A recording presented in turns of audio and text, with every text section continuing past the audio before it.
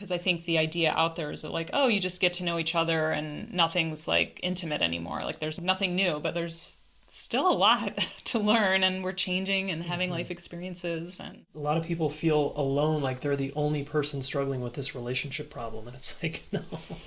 Like, oh, we're the only marriage that has conflict. Everyone else looks so happy. It's like, no. They're all faking it. Like they're putting on a mask.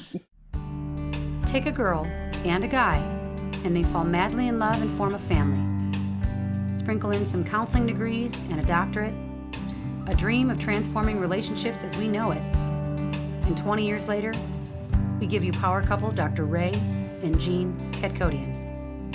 And this is Couples Synergy.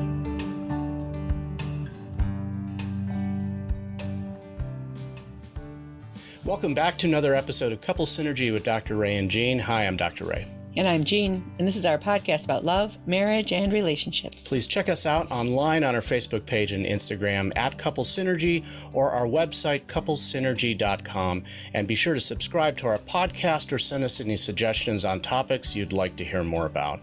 And now on to Couples Synergy, an in-depth look at love, marriage, and relationships, where we bring you our experience helping thousands of couples transform their relationships for over 20 years. Everyone says you should work on your relationship, but nobody teaches us how. So we've created this podcast to teach people what they can do to create the relationship they've always dreamed of with the partner they fell in love with.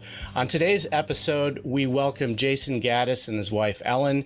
Jayson is host of the Smart Couple podcast, founder of the Relationship School, author of the book Getting to Zero, and is on a mission to teach people the one class they didn't get in school: how to do romantic relationships. I want to thank you so much for joining us today on our podcast, Jayson, Ellen.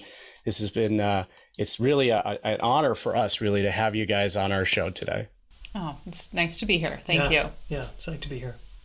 So before we get into the work that you do, Jayson, maybe you guys can start with how old are you and how long have you guys been together?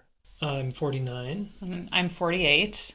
We've been together, married 14 years, together 18, I think. Yes. Off and on with some breakups. Breakups before the marriage. Yeah. And we have 2 kids. We have a 10-year-old, almost 11-year-old daughter and a almost 13-year-old son. Birthdays are coming up. Yeah. Yeah. Busy teenagers then. Yeah, it's been busy since they arrived. We're realizing we're like, oh, that fullness lasts till they leave, I think. Can you tell us the story of how you met? Sure. Do you want to start? Okay. Yeah, we have a mutual friend named Katie, and Katie was very influential in getting me to graduate school. We worked at a wilderness therapy program together, and she happened to be friends with Ellen in graduate school, and I wasn't there yet. I was still I was still lost, basically. Yeah. We ended up going to the same graduate school. I was 2 years ahead of Jayson. And so she introduced us when I finally got there, my first semester. This mutual friend of ours, Katie, introduced us in the hallway outside of one of her classes that Ellen and her were in. Mm-hmm. And we didn't start dating till more than a year later. Yeah. About a year later, actually, because it was the fall. How did you know that this was your person? That's a great question. I'm still thinking of the thing you said in your intro, actually, about creating the relationship of your dreams with the person you fell in love with. I love that, because you pick your person and then you build something worth living into, and how did I know? Like, we went through a couple, like Jayson was saying, we went through a couple breakups. We had kind of a rocky first few years, I guess, really. Mm-hmm. And so there was a lot of question. Like, we were in our early 30s. So I don't know, I had a good amount of relationship experience and kind of I knew that I wanted to be with you long term over time. But it was rocky. We couldn't commit. Yeah, I didn't know. I was not clear. I still had a lot of fantasies about relationships that I was working through. Mm-hmm. And Ellen was, I like to say I was sort of dated girls prior to meeting Ellen, and Ellen was like the first woman I started dating, and it was very confronting because she sort of met me and would challenge me and support me in ways that no one ever had. And I was starting to open my heart and learning how to learning how to communicate responsibly, and it was all new for me. It's all new. And I was sort of trying not to pick people that were like a major work in progress. So I was like, I think I want to be with you, but are you actually really ready? And, is this going to fit? And so I think that I knew really right before we got engaged, because that's when I think we both had a big shift. Right before we got engaged, we'd been broken up, and I got really clear that I wanted a full commitment, and I didn't want to just fuck around with like, are we or aren't we? And we'd already done that for a few years, and I was like, we're either committed or we're done.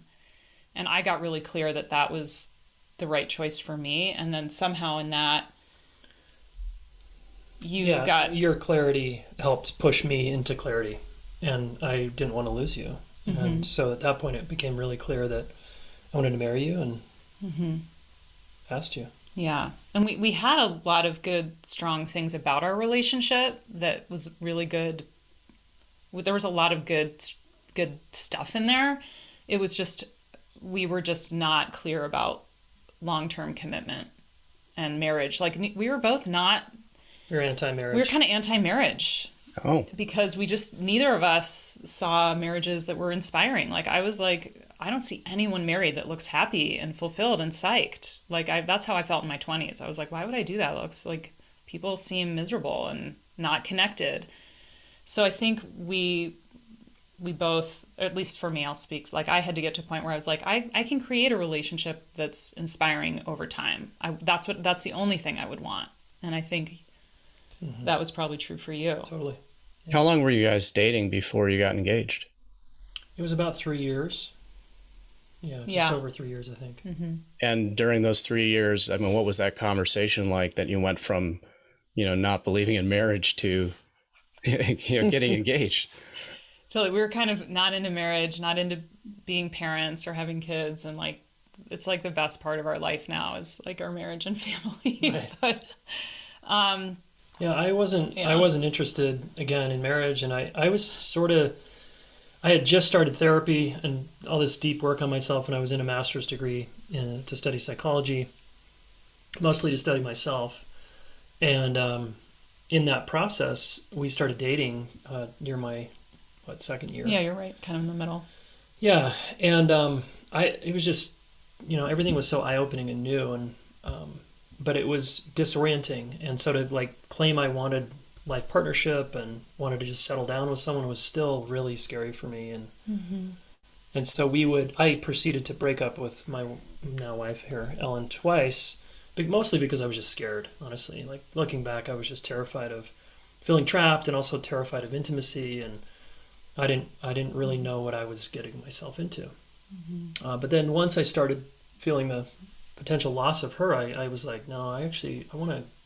I saw that relationship was like a path to growth, personal growth and transformation. And when I saw that, because that was a high value of mine, when I saw that, gosh, there's so much possible if I just lock it in here with her, then I was pretty much a hell yes. Yeah, and I think after 3 years, I realized that it was draining to have been with someone that long at that stage of my life and still not know if we were going to be moving through time together, like to still not have certainty. And not that just getting married is like, now we're certain we're done. Like I think you're building a good relationship all the time that you both want to live inside of. But I just realized I was like, we're either in or we're out. And I finally owned that I was willing, that I wanted a committed relationship. And there'd been a part of me that hadn't wanted to own that I really wanted that I wanted to be married and that I wanted a commitment like that. I had been just resistant. Like, I was like, I'm more alternative than that. I can think outside the box. And I think we have a outside the box marriage in the sense that it's really enjoyable. So it was thinking outside the box. It just was in the box that I was scared of. I think that's such an important concept that, it's like when you first are pregnant, you understand there's going to be sleepless nights and diapers, but you don't understand how much that isn't going to matter because you're going to love that child so much. And Right. when you're seeing the work of relationship and the disconnect of some relationships, yeah, why would you want to risk that and open your heart and be vulnerable? And yeah, and I think that I think a lot of times women get there first. A lot of the couples we see, it's certainly the woman who's like, I'm done. You're not stepping up. And then he goes, wait, okay, I'll start working on it now. Exactly. The fear of Yeah. loss motivates us guys sometimes. Yeah. I think, that's a whole conversation in itself of why that is, or because we see that too. That I see women seem way more willing to do the work of staying connected and having an inspiring partnership. And I think men it's almost like they don't know what that even is or something. But that's a whole nother conversation. Of course, I'm overgeneralizing, but I know what you mean. No, I think you're absolutely on the money there. Jason, when you're talking about finding relationship as that path to growth, I think a lot of men never get to that place and that realization, or they don't get to that realization until their partner has the ultimatum, of leaving. So I was wondering how you came to that realization. Was it just kind of self-reflection, or, did you have guidance to get you there? Yeah, well, I was already in therapy, so I was already looking at myself finally, because prior to coming to graduate school, actually, I was blaming all the women I dated. I was just pointing the finger outward. I never was the problem. And now I was finally saying, okay, I'm the problem, but it was just really confusing for me. So a number of factors kind of led me to ultimately being a yes. And one of them was Ellen's internal commitment to herself. Like, look, I'm in her. I want all in, or I want to never talk to you again, basically. That was huge. And then I had a powerful therapy session with a therapist that said, it's possible you're going to feel kind of ambivalent about being in a relationship for the rest of your life. Like, there's going to be some times where you want to leave. And he was sort of normalizing that and saying that that's okay.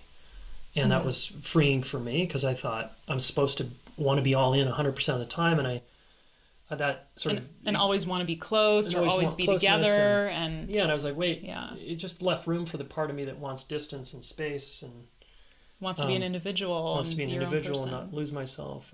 And then I was also on a meditation retreat that was a month long, and a lot of it was in silence. And Ellen had written me a letter that basically said, I had kind of a fantasy woman in my mind that I was sort of pursuing in my mind. Like, I don't know, I might have something going over here. And she just wrote me a letter and just called me out pretty hard. And I had a month to sit with that letter, virtually in silence. And every day that retreat went on, the more I agreed with her letter. And by the end of the month, I was like, okay, she's pretty on the money here. Yeah, it's kind of a miracle, really. I think it takes for women, I would say maybe for girls, a long time to have that type of relationship with yourself where you're not willing to compromise anymore. We're so domesticated to take care of and give that we don't stop and say, wait, I don't like how I'm being treated. Yeah. It took me a while. And what was cool is when I got clear, I was totally clear, and it wasn't about trying to get something out of him.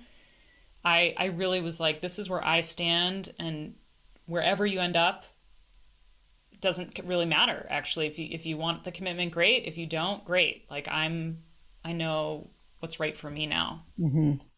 And it did take me longer than it should have, for sure. Yeah, I think that is a natural part of the growing of women. I did this one talk and I was talking about the stages, and I was like, when you're in the maiden stage, it's like, pick me. And then when you're in the mother stage, it's not about me. And then when you get to the queen stage, it's all about me. And I think that is a really sacred place for women to get to. And like you talked about, grow through relationship.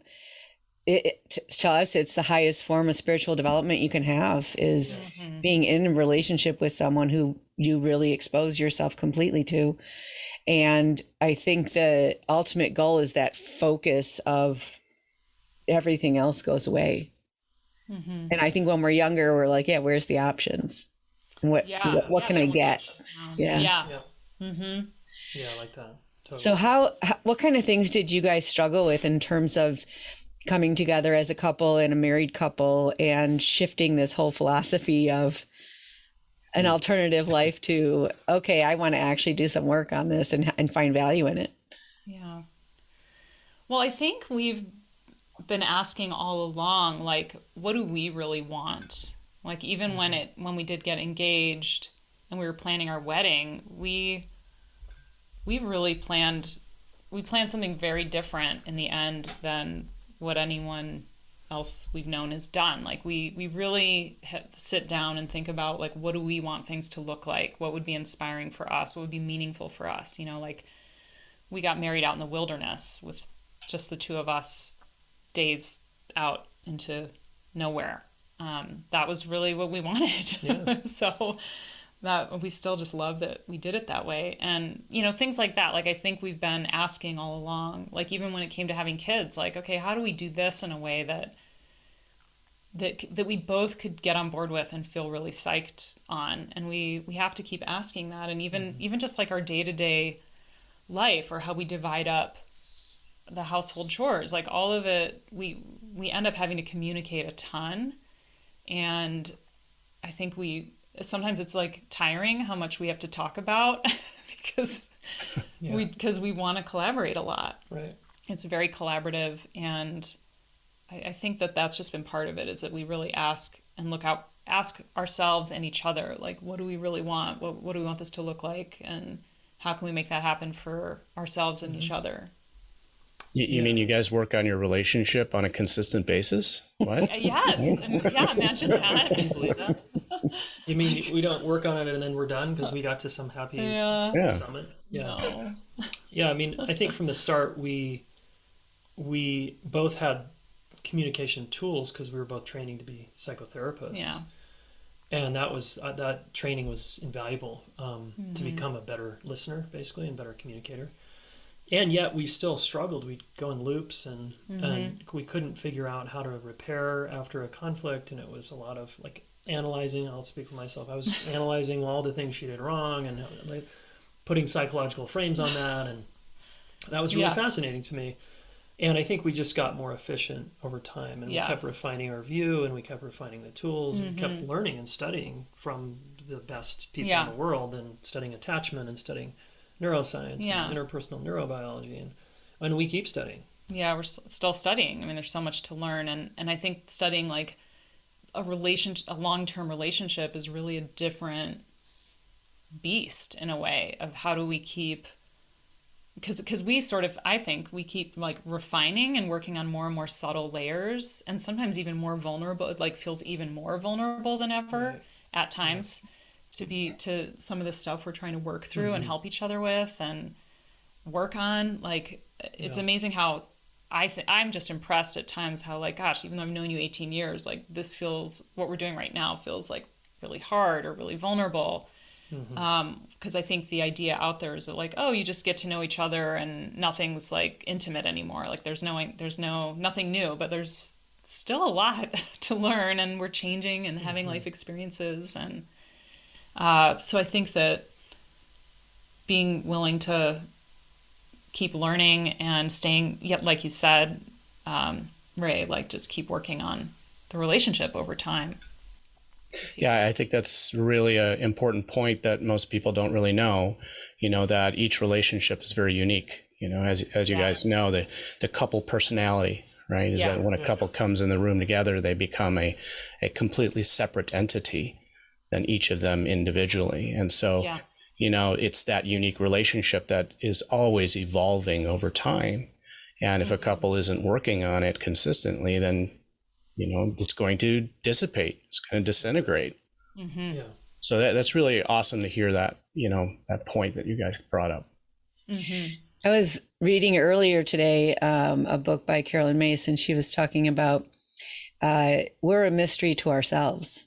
Like, do you really know yourself? Do you know your full potential?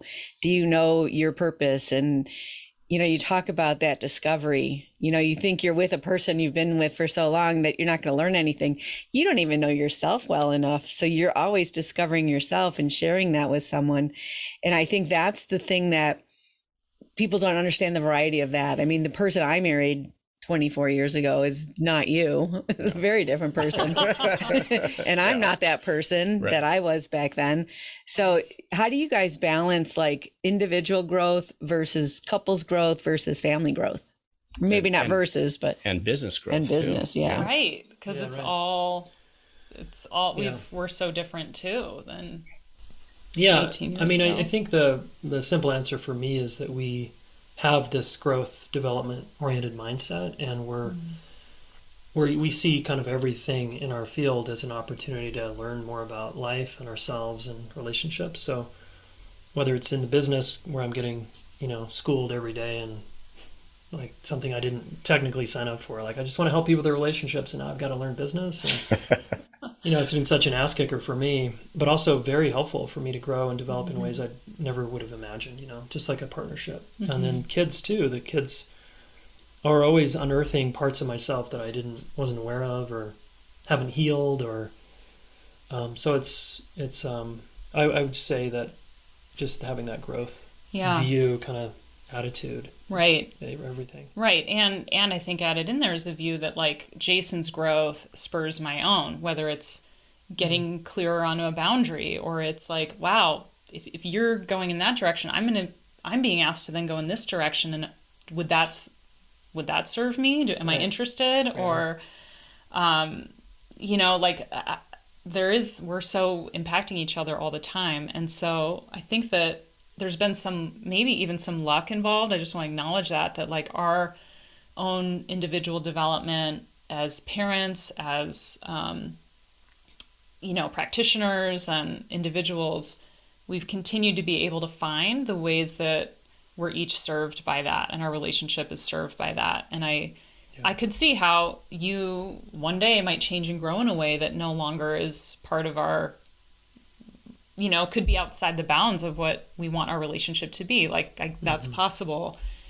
And we work really, it's just really worked that we've really been able to just sort of go with whatever has shown up and find something worth leaning into in it. Yeah, and we're both committed to like the other person being fully who they are. Mm-hmm. I would never want Ellen to do something for me that would lead her to betray herself or be out of integrity for her. So so I wonder, as we're talking about it, I'm like, God, I wonder if just that commitment to each other and each other's growth and not wanting anyone to betray or shut themselves down or do something that isn't in their best interest, if that has just pushed us to find what would work for both of us every step of the way. Because truthfully, I feel like together we grow and develop so much more, and we're both so interested in that you would think that, there's this risk of two people, they could grow and change over time, and then that could lead them apart. But my experience has been it's only brought us more together and made us stronger. So that's just been our experience. Well, I would say then that's beyond just luck. That's a lot of hard work and a lot of growth together and a lot of exploration, right? And honesty and being able to kind of talk from where you're at in the moment, as you move through life together and evolve together. Because obviously, the stages of a relationship are always going to change, given the different factors and, different challenges that we all face as couples. We always say that, every relationship ends. We just don't know how or when. And so if the goal isn't to stay together forever, then what is the goal? The goal is to learn from each other, right? And to grow. Yeah, I think there is, for a long time, a fantasy that, those things could be dealt with pretty logically. I'm going to grow. Maybe we're not such a good fit. And I had that experience, when I turned 50, I decided I was going to walk 1,000 miles. And part of that included the John Muir Trail, which is a 200 mile hike. And he was like, well, you're not going alone. So he starts joining me. And about a month before we were supposed to leave on the John Muir Trail, we were on a hike, and had been in the Philippines, and he got an infection in his foot. And we went up to Devil's Lake in Wisconsin, and he couldn't do the hike, and he sat back. And I went by myself, and I got to this peak, and it's overlooking a lake, and it's really beautiful. And it was in that moment that I was like, there is no way I can go without him. Cause I was like, well, if his foot's bad, I'm going anyways. I'm sticking to my commitment. I'm doing my thing. And I just knew in that moment that if I had that experience without him, it would destroy us. Mm-hmm. I couldn't have even been able to talk about what I experienced on the John Muir Trail, knowing he didn't experience it, and for me, and I grew up very much like, I'm my own person. I'm not getting too involved here, keeping my safety up, and I'm not getting so vulnerable. And it was that really big shift that I was like, oh crap, I can't get out of this without a boatload of pain. Wow, and cool. Yeah, and it kind of drives you, and it really takes till that stage of, how much memories do we have together, and to have to consciously choose, am I going to not have this one? And that was eye-opening for me, Yeah.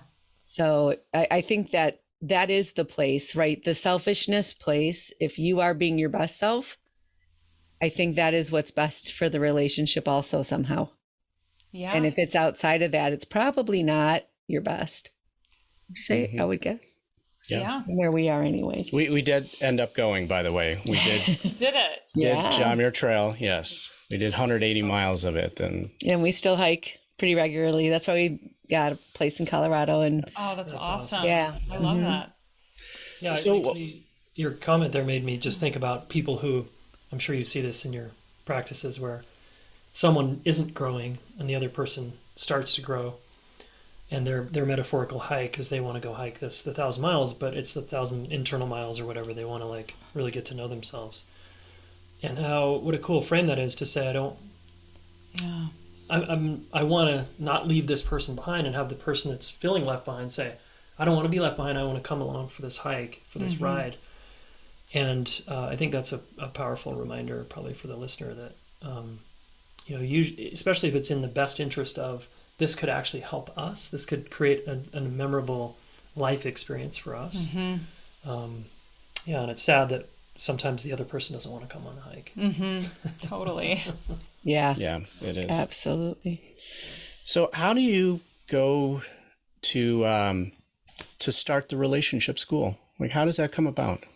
Well, the short story is I got tired of complaining that there is no class in high school or college on relationships or conflict resolution or communication that's actually about interpersonal communication. And so I started a school because I started seeing repeating patterns, and I was also wanting to get out of the one-on-one work with people, and I wanted to reach more people, and I knew that and I had been experimenting with men's groups. I'd run men's groups for years. I was in men's groups. I'm in a men's group now. And there's something powerful about a group experience over time where people hold each other accountable, like CrossFit, for example, where you cheer each other on to get in shape. I wanted to create a school that ran off the school year that started in September and went through May, and people just took class, but they had to practice relationship skills for 9 months. And I knew that if people did that at the end of 9 months, I think that they would have a pretty life-changing transformation, and that ended up being true. That is awesome. Yeah, there's not much out there when it comes to teaching relationship skills. Mm-hmm. Yeah. Even in our field of being trained professionally, there's not a lot. Yeah, it's true. And I think with social media and podcasts and there's more, but what you guys are doing as well, trying to disseminate this amazing information that we get from being clinicians or, practicing and working with people. And yet there's still, it's what I think is so awesome about the relationship school is that there is this sort of coherent, put together process that you've put together and walked people through that's very integrative. And so it is cool when we're trying to help people have something more than just some tools here and there, but actually a developmental process really that people can walk through, because that's really, I think, what really good relationships over time require of us is this, our ongoing development. It's not just like, well, what can I do when you're upset? It's like, there's a lot more to it than that. Use your I statements. Yeah, right. You see how well that works, Yeah. you know. Yeah, People are like, don't do that to me. that developmental piece has been a really strong part of what we've discovered in working with people and being in a relationship. You know, and it's like, if you think of a child, they all kind of start out the same, right? They pick their head up, then they roll over, then they crawl, then they walk, and then they do gymnastics, or they play football, or they do a whole bunch of things. And I think when you look back at, well, at least my grandparents' generation, like they did the 40 years at a job, got the gold watch, retired. She stayed home and had babies, and he went to work, and that was their life. And they didn't even think beyond that. They didn't even think about, am I happy? Am I fulfilled? Do I care? You know? Right. And then it got to my parents' generation where they followed their same pattern. But I always wondered what would have happened if my mom wanted to work, or my dad didn't, or wanted to change or something, and they followed the pattern. And then my dad died fairly early. And then I remember thinking, well, I don't want a life that looks like that. If that's what marriage is, that ain't me. I don't want that. And I think now today we do have that responsibility of, how do we create this and design this? And it's so difficult to do that as an individual person with your own life. Yes. Let alone with another person and all their whole history and wants and desires and stuff, and come together and create that. And I do think it takes a lot more sophistication for couples to even dream it, right? What's the dream? The number one reason longer married people break up, they lost their common vision, right? There's no future that they both see together. And, you know, that part of that dreaming and developing is so important. And it is education. It's not even like, you know, you're just blazing a trail. I don't think it's out there really. No, especially with the changes in our society today, you know, all of these new factors that couples have to consider in their relationship. Yeah. You know, back in the day, you could survive on one income. You know, now you can't. And given all the challenges that COVID has brought us now, we're all needing to adapt and pivot. You know, we've had couples that have been locked in the house together for the first time, you know, and so they've had to learn, you know, new skills of communicating and conflict resolution. And, you know, traditional marriage counseling, I think most people don't know this, has the worst success rate across the board of all therapies, you know, because of the fact that it really hasn't evolved.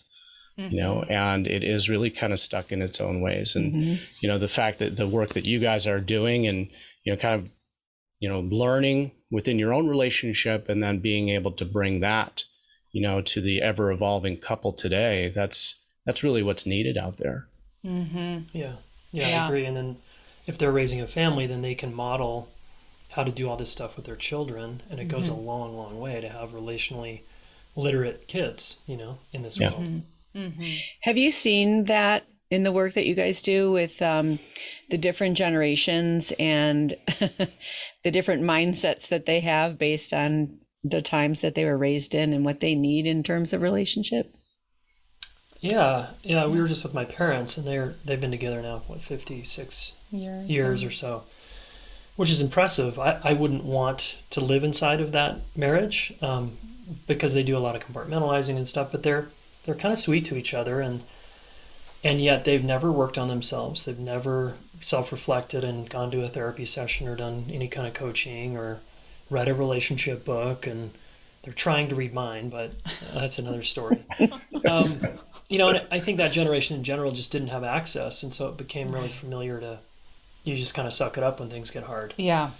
And you kind of grin and bear it, or you have your techniques to get through it, or you don't make it, and that's fine. But now we have access to any tool imaginable, and that's also part of the problem. I think it's like decision fatigue. There's just so many choices now to work on yourself and your relationship. And they're like it's almost like there's that our parents' generation is one extreme of just like, well, this is just what you do and this is how it is and you just keep going. And then there's this kind of, I see people like just kind of ending relationships. And I'm like, wait, you guys are great. Like, you guys are pretty good. You're lovely people. There's a lot here. And people they get to a hard place and they're like, it could be easier elsewhere. We're so willing to shift gears, which again, it's important to have that option. But now it seems like,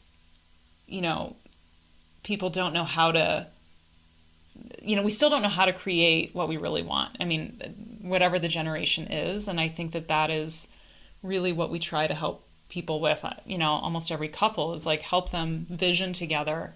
What do you actually want? What kind of relationship do you want? How do you want to handle each other? How do you want to deal with conflict? What are your agreements that will help you be the best people you can be and have, because like you said, relationships are, very personal, or each relationship's unique. Like everyone, you can have what you want now, but we don't even know, people don't even have a map or an idea of what that could look like. We have our old maps that don't fit our modern current situation. Absolutely. When you guys were talking, it reminded me of when you were talking about your parents, like they had too much resilience, too much tolerance. And now we don't have enough. Yes, Yeah. I see that. And it's like that sensitivity that allows you to have that introspection and to potentially have a deeper connection also makes you so sensitive you can't tolerate the difficult stuff. Yeah. And then with social media, this sort of instant gratification culture it should just feel good all the time. It should just be fun all the time. And it's like, no, what world are you living in? Like this is work here. We actively work on a relationship. And I think the other factor here is that Esther Perel talks about, and Eli Finkel, I think is the pressure of the modern marriage to like meet everybody's needs and be this all end all be all. I think that is a factor that I'm up for that because that's what I want it to be. But a lot of people, I think, that feels too tall of an order. And so they're like, look, if I'm a man and my wife needs to get her emotional needs met by me, let's just kind of agree that I'm not going to be that person. You go to your girlfriends for that. You go to your community for that, and we'll just have our relationship, whatever that is. And I think that can work for some people, but I think it's missing the like a deeper emotional bond in that example. Yeah, I would say it can work for people for a short period of time. Yeah. And then at some point the relationship, demands evolution. Yeah. Agreed. And I think too, when you look at the differences between the masculine and feminine brains and, our different emotional needs, over time, that changes so much that it really becomes the same. And we've interviewed couples where the guy is the stay-at-home dad and the mom is the breadwinner, and their brains flip. And he becomes much more intuitive and emotional and bonded and connected and can read his kids and what they need. And, she comes home like, let's go to the bed. It's funny. And you hear it in them, and our brains are that fluid. And I think when you're done raising kids, so when we started, I already had a child. So our entire marriage was spent with raising kids until 5 years ago. 5 years, yeah. And then we became empty nesters. And then it really got interesting because you're spending, if you think about just physically, we're eating the same food, we're sleeping at the same time, we work at the same place, so much time is together that, like our brains became almost the same brain, where if something that I would do would hurt him, it would hurt me and vice versa. And we certainly didn't experience that before. No. When the kids were here. And it's an interesting thing because you get to this other place where it feels like when you're in the nuts and bolts of it, right? The building a house and raising kids and paying bills and doing business. And then like those things become like better because you've just been doing it longer, I guess, and you don't have as much stress.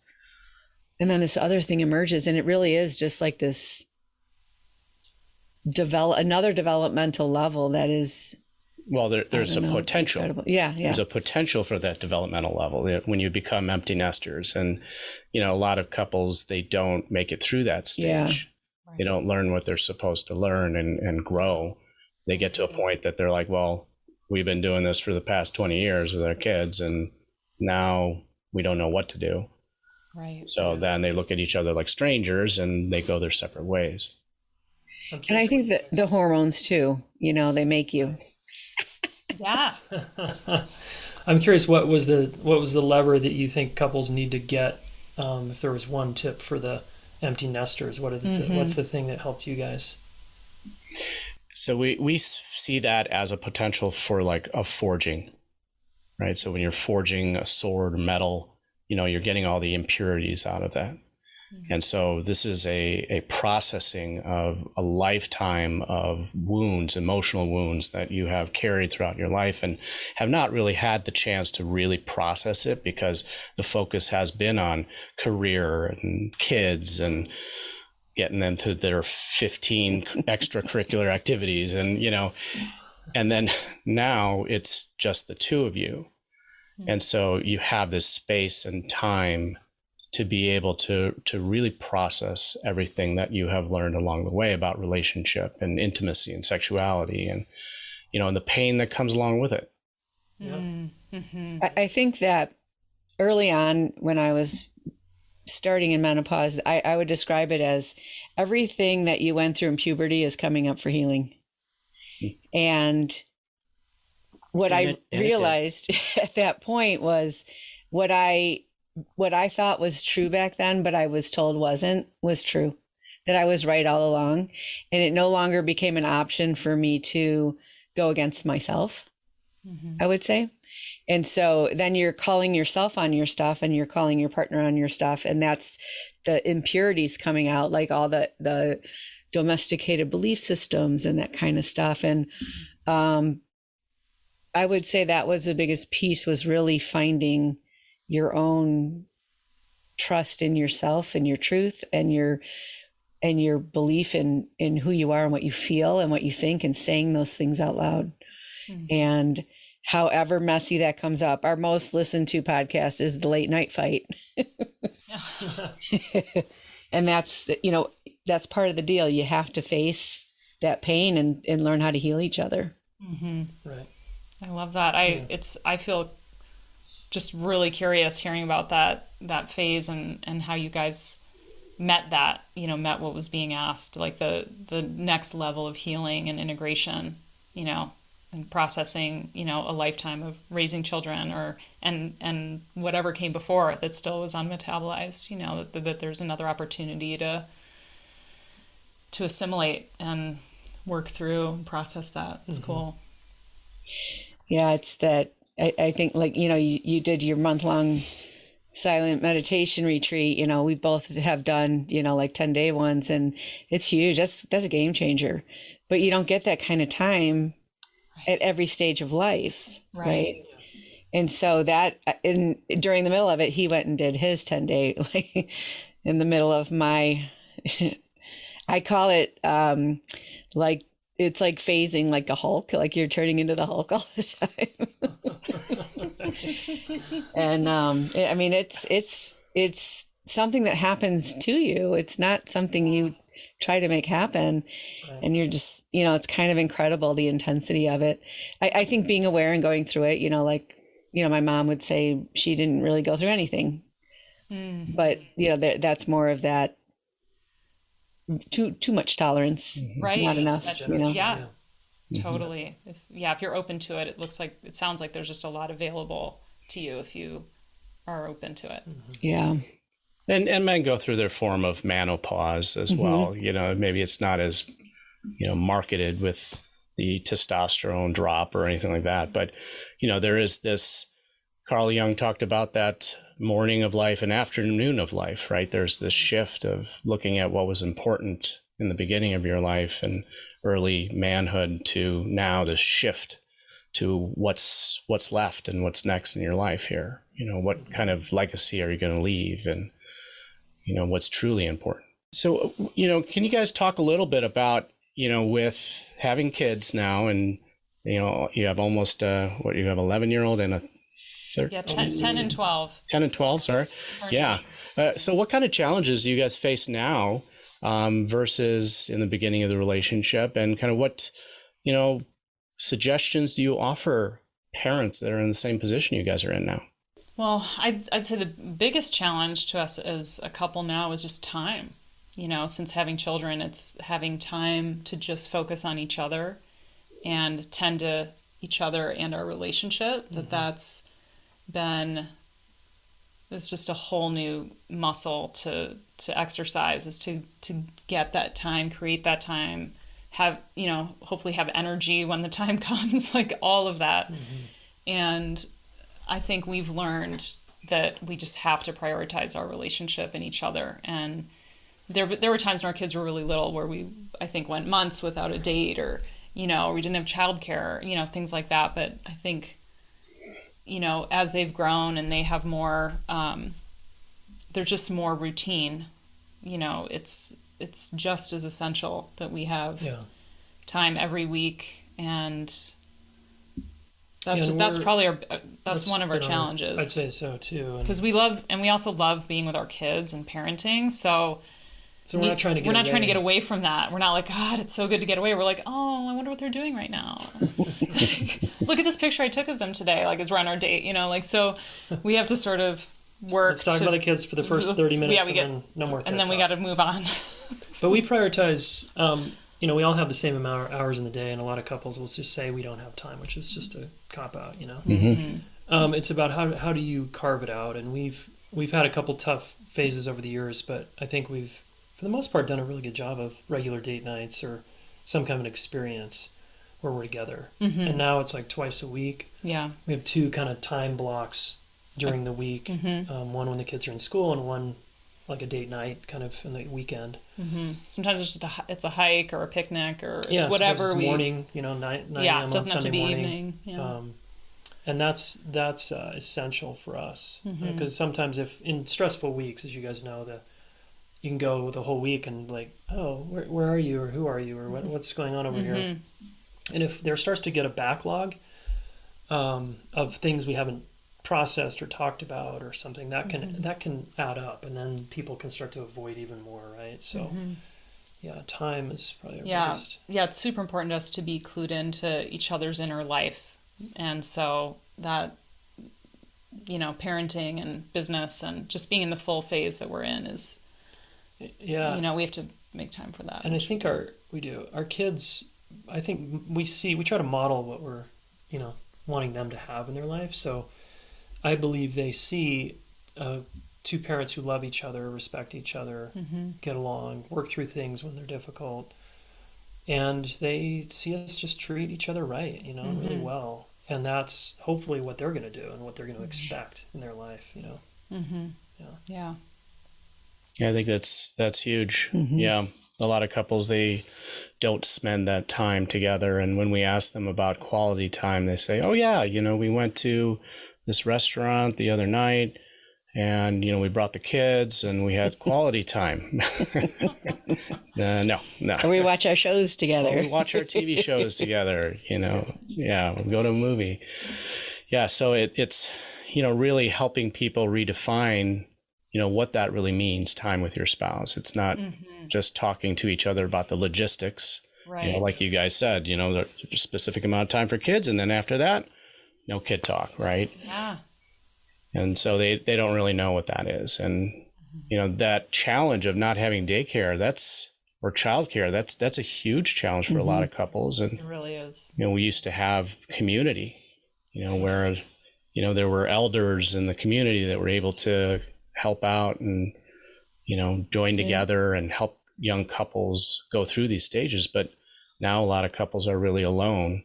Yeah. They're alone in their home, and that can get stressful as hell. Yeah. As you guys know. So. And then everyone ends up just kind of wanting space. But like what I think so often is we actually need like quality connection. We need like real contact connection.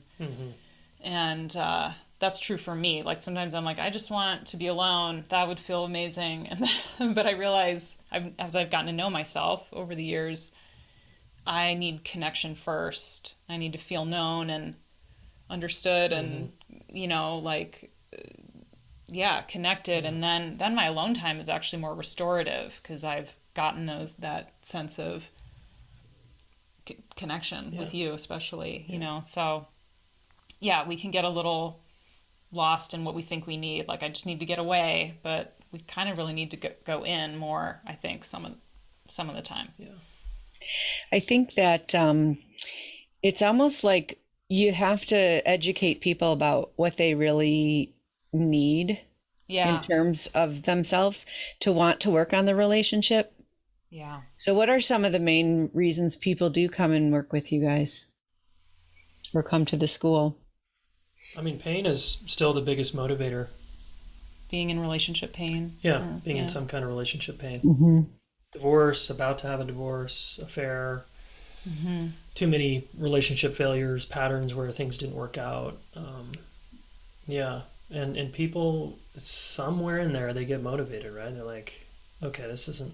And they see that they have a part in that. And they're like, I want to change this. I'd say that's the biggest reason is some kind of relationship pain. And if I were to get specific, what would you say? Yeah, I mean, I think, there's also people who come to the school just because they want to grow and learn. And relationships are already a high value, and this is what they're into. And so there's that too. And we've all had relationship pain. I mean, none of us gets away without that at some point, but some people either come in kind of with a lot of carnage behind them, or they come in really on the front edge and really are like, I want to build. Proactive, They're proactive. Like, I want to do it different than my family. I want to provide my kids something, more substantial than what I got. And they're just motivated to learn and grow. That's what's cool about the schools. I think with therapy, a lot of people come in like when things have been bad for a long time, and it is a lot of work to get out of that. And I think with the school, because it's like education, we do see people who come in sooner because they're interested in learning versus interested in just getting out of pain, dealing with the train wreck. So what would you say to someone that was contemplating coming to the school? Yeah, I'd say if you like to learn and grow, and that's a value of yours, and relationships are important to you, and you see relationships as key to your kind of overall life fulfillment, this is a great place to train and learn and become a much better communicator for yourself and for the people, in your life. And we, our signature course that we call Relationship Mastery is really about three things. It's becoming a better communicator. It's liking yourself more. Community. Just, a lot of people feel alone, like they're the only person struggling with this relationship problem. And it's like, no. Like, oh, we're the only marriage that has conflict. Everyone else looks so happy. It's like, no. They're all faking it. Like, they're putting on a mask. We all struggle with this stuff. So I think another cool thing that separates us from like therapy is that you get to learn in community, and therapy can be such a silo project where I'm just in my closet still hiding my relationship problems. And I'm like, no, don't let shame run your life. Like, let's come out of the closet, metaphorical closet, and learn together and grow together. And I think it's a really powerful thing to do in kind of a group context. Absolutely. We definitely believe that as well. It's probably the premise of starting the podcast and bring everyday couple stories, to the general public. Yeah, nice. Totally. People need to hear that. People need to hear the real stuff. So last question. What is it that your partner does that they love you? There's a lot of things, actually. Like, there's so many gestures and ways, things that you do for me, towards me, that show me that. But I think probably the most powerful one is just how you look at me. That, like, when I'm talking to you, or even when I'm upset with you, and, that you just make room and are interested and care And I can see that in your eyes. Mine is probably I feel loved by you when you reach out physically. And also the deep ways in which you take an interest in my life, which you do every day, pretty much. And what's going on in here? There's a lot going on. Yeah, that's good. Yeah. That's beautiful, guys. So if our listeners wanted to, learn more about the Relationship School and about the work that you do, Jayson, how would they get a hold of you? Yeah, relationshipschool.com. That's the easiest place. The podcast is there. My new book is there. If someone wants to take a conflict quiz, that's kind of on the front page to determine their conflict style. Lots of trainings and resources for people. Awesome. And we'll put all that in the show notes as well. Jayson, Ellen, we want to thank you so much for being on our podcast today. This has been really wonderful for us to kind of, consult with you guys too. Totally. Yeah. Our pleasure. Yeah, this has been fun, guys. Yeah. Thanks so much. Thank you. Sharing stories is ways that human beings have been bonding and healing and growing since the beginning of time. We hope that by you guys sharing your story, it's enriched your lives and the lives of our listeners. I want to wholeheartedly thank all of you for joining us and listening to Couple Synergy today. Our passion is in helping couples and people have happy and healthy relationships, and this podcast gives us a fun way of bringing our knowledge and expertise to you, our listeners. For all of you listening, please subscribe to our podcast and please leave us a review. If you have any questions, comments, or topic suggestions, please email us at contact@couplesynergy.com. For more information about Couple Synergy and our programs such as the Home Study Course, Relationship 101, the Couples Weekend Intensive, and our premier coaching program called Couple to Couple, look us up online at couplesynergy.com. And if you know someone who can benefit from this episode, please download it and share it. And thank you for listening. Until next time, synergize your life and synergize your love. You have been listening to Couple Synergy with Dr. Ray and Jean Ketkodian. Couple Synergy was recorded, edited, and produced by Dr. Ray and Jean Ketkodian. Voiceover and music entitled Breathe and Let Go was recorded and composed by Gina Gonzalez.